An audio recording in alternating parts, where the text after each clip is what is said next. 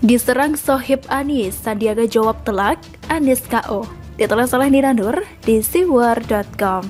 Anies Baswedan pernah jadi pemenang bersama Sandiaga Uno. Mungkin saat itu Anies merasa lebih superior ketimbang Sandiaga, karena Anies sudah pernah jadi menteri. Sudah pula ikut meramaikan kontestasi Pilpres 2014 ikut dalam tim Jokowi. Bahkan sebelumnya, Anies sudah pernah ikut dalam konvensi Capres Partai Demokrat. Artinya, dari segi politik, pengalaman Anies jauh lebih banyak ketimbang Sandiaga. Ketika memenangkan Pilkada DKI Jakarta pun, Anieslah yang utama. Sementara Sandiaga kan hanya sebagai wakil gubernur. Anies merasa karir politiknya sudah sesuai jalurnya. Beberapa tahun lagi, Anies akan menapak lebih jauh menuju Pilpres 2019. Anies sudah bersiap mengikuti jejak Jokowi. Harapannya ia jadi capres dan Prabowo lah yang jadi wakilnya. Seperti Jokowi yang memenangkan Pilpres 2014 dengan wakilnya JK yang berusia lebih tua. Namun apa daya, mau untung malah buntung. Justru Sandiaga yang dipilih oleh Prabowo untuk mendampinginya. Bukan Anies pun tidak bisa apa-apa. Mau protes gimana? Wong Prabowo lah yang mengusung dia jadi gubernur DKI Jakarta kan? Mungkin Anies masih menyimpan rasa sakit hati terhadap Sandiaga, sehingga dia pun seperti ngambek. Tidak mau cepat-cepat menentukan pengganti Sandiaga. Sekitar 1 tahun 9 bulan lamanya, posisi Wagub DKI Jakarta kosong. Anies jadi one man show, sampai akhirnya digantikan oleh Ahmad Riza Patria pada bulan April 2020. Bahkan mungkin Anies pun mensyukuri ketika pasangan Prabowo Sandi kalah di Pilpres 2019. Salah sendiri, kalau tidak berpasangan dengan Anies. Bisa jadi itu yang ada dalam benak Anies. Tapi Anies tidak menyangka bahwa pada akhirnya Sandiaga mendapatkan posisi lagi sebagai pejabat publik, yakni dengan diangkat sebagai Menteri Pariwisata dan Ekonomi Kreatif atau Menparekraf, sebuah posisi yang sangat bagus buat karir politik Sandiaga. Jika Sandiaga berhasil menjalani tugasnya dengan baik, jalan karir politik Sandiaga pun terbuka lebar. Sebagai Menparekraf, Sandiaga punya kesempatan untuk berkeliling Indonesia, dekat dengan publik, sampai nantinya tugasnya selesai di 2024. Pas banget ya, sementara Anies sedang terperangkap dengan berakhirnya jabatannya pada tahun 2022 dan tanpa jabatan publik hingga 2024. Apes benar. Menteri Sandiaga cukup terlihat kinerjanya membantu Presiden Jokowi menangani pemulihan ekonomi. Saya lihat Sandiaga terlibat di berbagai kegiatan. Ada workshop, pameran, forum diskusi, hingga mengadakan kunjungan kerja ke berbagai pelosok Indonesia. Menteri Sandiaga juga banyak memberi semangat pada para pelaku industri pariwisata yang kena imbas terburuk dalam masa pandemi ini. Ada 34 juta rakyat Indonesia yang menggantungkan hidupnya dari pariwisata dan ekonomi kreatif. Sebuah tantangan besar buat Menteri Sandiaga. Ada saja ide dan inovasinya yang mendukung semangat dan kegiatan pemulihan ekonomi. Misalnya ketika Menteri Sandiaga dan para pengusaha Hotel Garut sepakat untuk mengibarkan bendera merah putih, mengganti bendera putih yang sekarang banyak dikibarkan oleh pelaku usaha. Ini ide bagus ya. Kegiatan dan kebijakan Sandiaga sebagai Menparekraf bisa dilihat di website resmi Kemenparekraf atau di akun media sosial Kemenparekraf maupun Sandiaga Uno. Sampai di sini, ada seseorang yang bisa jadi sakit hati melihat perkembangan karir Sandiaga. Siapa lagi kalau bukan Anies? Dugaan ini diperkuat dengan adanya serangan yang dilontarkan oleh salah seorang sohib Anies. Kalau nggak mau disebut sebagai buzzer, dia adalah Pandu Riono, epidemiolog dari UI, yang dikenal kerap membela dan memuji Anies di berbagai kesempatan. Misalnya, ketika Pandu mengeluarkan pernyataan bahwa Anies pernah mengusulkan agar pemerintah pusat melakukan pengetatan maksimal Jawa Bali pada akhir Mei lalu. Namun usulan Anies itu disebut tidak diterima oleh pemerintah pusat. Nah, kali ini Pandu Riono menyerang Menteri Sandiaga. Merujuk pada berita media yang menyebut Kemenparekraf mengirim delegasi Indonesia ke Amerika Serikat untuk melakukan promosi wisata. Pandu pun meminta harusnya Menteri Sandiaga dan jajarannya punya empati dan membantu rakyat mengendalikan pandemi, mempromosikan 3M hingga membantu kegiatan tes, lacak, isolasi. Lengkapnya di bawah ini. Kok malah menyerang Sandiaga? Karena sepak terjang Sandiaga mulai membuatnya makin populer dan mengancam eksistensi Anies buat Nyapres di 2024. Anies takut lalu minta bantuan sohibnya. Bahkan dibela-belain pakai logika yang salah. Sandiaga kan Menparekraf, bukan Menkes. Wajarlah kegiatannya berkenaan dengan pariwisata dan ekonomi kreatif sudah ada tupoksi masing-masing. Masa Sandiaga mengabaikan 34 juta pekerja parekraf lalu mengambil kerjaannya Menkes? Entah memang Sandiaga sudah melihat serangan ini, atau memang kebetulan saja. Nampaknya Sandiaga memberikan jawaban telak atas serangan itu. Tentu bukan dengan serangan frontal yang tidak elok dan tidak logis macam Pandu Riono, melainkan dijawab Menteri Sandiaga dengan kerja, kerja, dan kerja. Di antaranya Sandiaga sibuk dengan kegiatan Anugerah Desa Wisata Indonesia 2021 yang kegiatannya dilakukan secara virtual, termasuk bimbingan teknis dan workshop. Sandiaga juga memamerkan hasil gerakan Tagar Beli Kreatif Danau Toba yang berhasil membuka lapangan kerja sebanyak 3 kali lipat dan meningkatkan omset usaha hingga 201%. Ada pula program Spice Up the World, di mana 4.000 restoran disiapkan untuk go internasional, dibantu oleh jajaran Konsulat Jenderal RI dan para diaspora di luar negeri. Beritanya bisa dilihat di akun medsos Sandiaga Uno. Bahkan ada satu jenis kegiatan yang menohok serangan Pandu di atas, yakni kegiatan Kemenparekraf membuka beberapa sentra vaksinasi di berbagai lokasi dengan merangkul berbagai perusahaan seperti MNC, Traveloka, Mr. Aladin, Lazada, Good Doctor, dan lain sebagainya. Nah, Pandu Riono sudah bikin apa buat membantu penanganan COVID dan pemulihan ekonomi? Sedekah staraf dan sebanyak Menteri Sandiaga? Tanya juga sahibnya. Selain keluyuran ke makam dan ke daerah lain di saat angka COVID naik, Ade sudah bikin apa buat warga Jakarta? Apakah sudah sebanyak Menteri Sandiaga? Saya bahkan yakin, jika dibandingkan soal kinerja, Sandiaga sekarang jauh lebih unggul ketimbang Anies.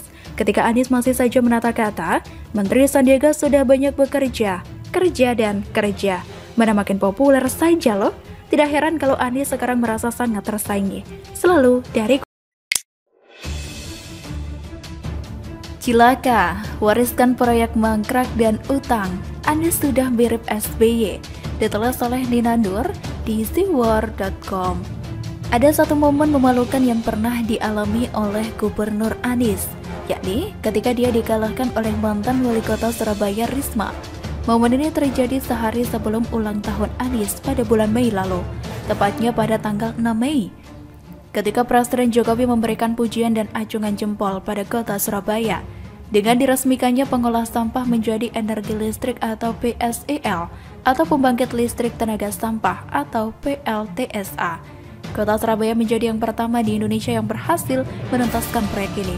Waktu itu, Risma memang sudah tidak lagi menjabat sebagai wali kota Surabaya, namun kerja kerasnya lah yang akhirnya berhasil menyelesaikan proyek PSEL, yang kemudian tinggal dilanjutkan sedikit oleh wali kota Surabaya sekarang, Eri Cahyadi, dan akhirnya diresmikan oleh Presiden Jokowi.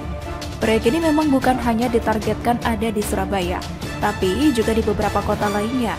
Oleh sebab itu, Presiden Jokowi sudah menerbitkan Peraturan Presiden atau Perpres nomor 35 tahun 2018 tentang percepatan pembangunan instalasi pengolahan sampah menjadi energi listrik berbasis teknologi ramah lingkungan, untuk mempermudah dan menyediakan payung hukum bagi pemerintah daerah untuk membangun PSEL atau PLTSA. Lewat perpres tersebut, Presiden Jokowi menunjuk 7 kota yang membangun pilot proyek PSEL, yakni Jakarta, Surabaya, Bandung, Tangerang, Semarang, Solo, dan juga Makassar.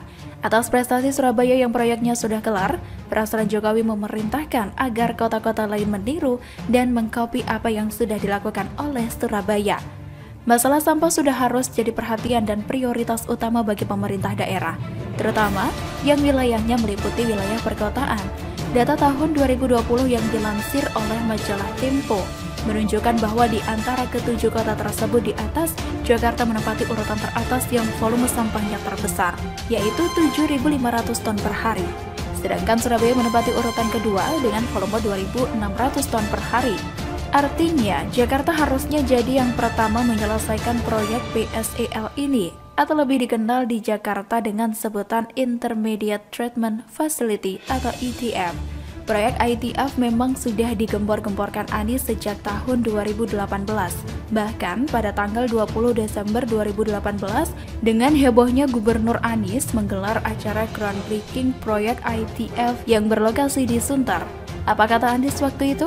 Bahwa acara itu bukan sekedar groundbreaking, karena ITF Sunter adalah fasilitas besar yang pertama yang sangat bersejarah, yang akan berimplikasi ke seluruh Indonesia. Bahwa 2 tahun lalu pihak Anies telah berjanji untuk membangun ITF, dan bahwa janji itu dilunasi. Dilunasi dari Hong Kong.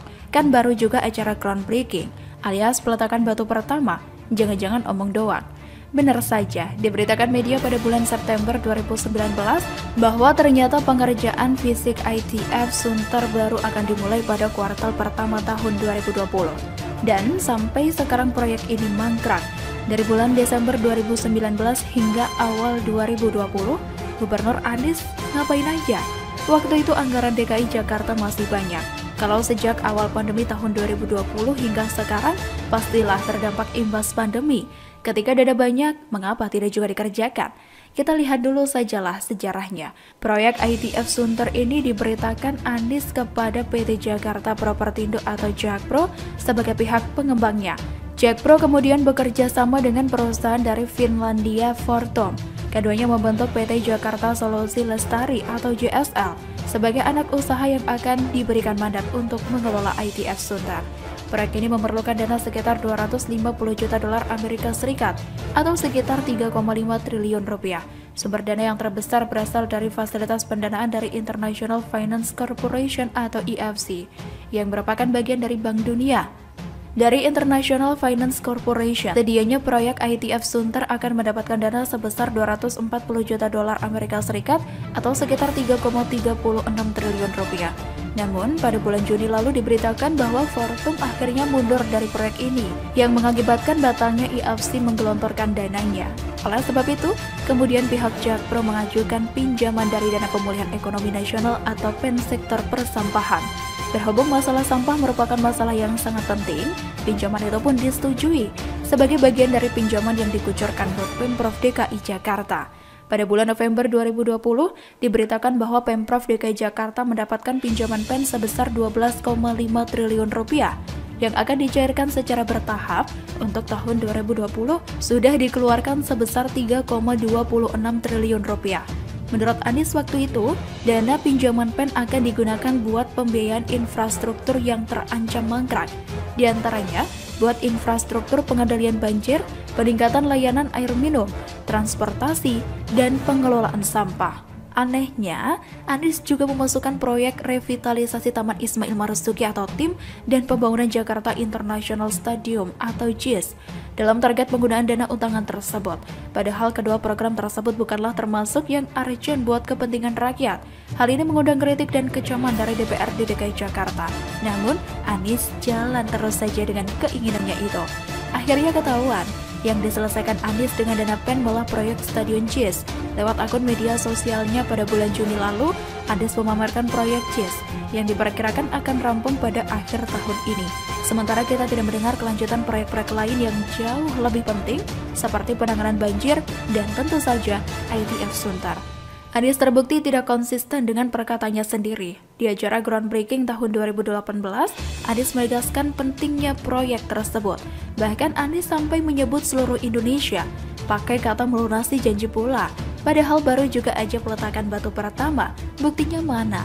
Parahnya, ketika mendapatkan bantuan dana pinjaman PEN, Anies malah memilih untuk menyelesaikan proyek mercusuar Stadion JIS yang manfaatnya tidak signifikan buat rakyat. Kebutuhan atas fasilitas pengelolaan sampah sangat mendesak buat Jakarta. Volume sampah sekarang bergerak naik hingga 7.000 sampai 8.000 ton per hari. Sementara tempat pembuangan sampah Bantar Gebang sudah diprediksi akan penuh pada tahun 2021 ini dan akan tutup pada tahun 2022. Apakah Anies punya program yang sedang berjalan untuk mengurangi volume sampah di Jakarta? Sepertinya tidak ada. Lalu, sampah segunung itu akan dibuang kemana? Lama-lama Jakarta akan jadi lautan sampah. Ngeri. Sementara itu, tahun depan Anies akan mengakhiri masa jabatannya. Sepertinya Anies akan mewariskan proyek mangkrak ITF Sunter, sampah, dan utang buat penerusnya dan warga Jakarta.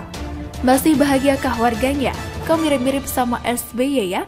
Di media sosial ada yang menyebut SBY sebagai bapak mangkrak nasional dengan warisan epik tak tertandingi yakni Wisma Atlet Hambalang. SBY juga diketahui mewariskan utang sekitar 2.700 triliun rupiah ketika mengakhiri masa jabatannya. Wah, Anies jadi mirip sama SBY dong? Anies kan pernah maju dalam konvensi Capres Partai Demokrat pada tahun 2014. Ada kedekatan yang hakiki antara Anies dan SBY. Terlebih, kita pun tahu bahwa Anies kerap mengambil posisi yang berseberangan dengan Presiden Jokowi. Bisa jadi, dalam mewujudkan ambisi pribadinya sebagai capres. Anies akan meniru SBY, dan jika Anies terpilih jadi presiden, dia akan mengkopi gaya SBY. Waduh, cilaka. Kebayangkan, kata-kata manis akan lebih